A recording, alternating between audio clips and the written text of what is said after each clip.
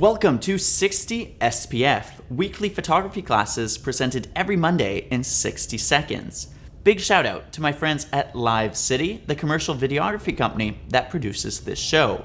I'm your host, Nicholas Belliveau, a professional photographer, and today we will be exploring landscape photography.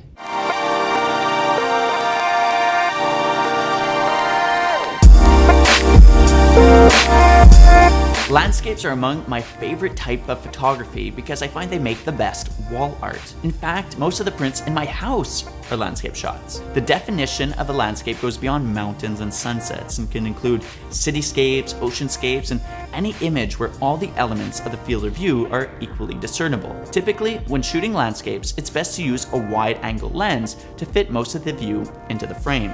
My favorite focal length for landscapes is a 35mm because it's wide enough to capture most of my scene. I would suggest using a relatively high aperture in order to get the whole image in focus. Anything smaller than a f5.6 is a safe bet. The best landscape photographers plan their shoot around the time of year and day so that the environmental elements best suit the image they're trying to create. Some photographers will even remain at one location for a matter of days awaiting the perfect lighting conditions. The next time you go out and shoot a landscape, try different angles and the rule of thirds to create more dynamic images, and experiment using the foreground elements to create depth. That was 60 seconds. Thank you so much for tuning in. Make sure you watch next Monday at 6 p.m. where we will be exploring sports photography. Have a great week.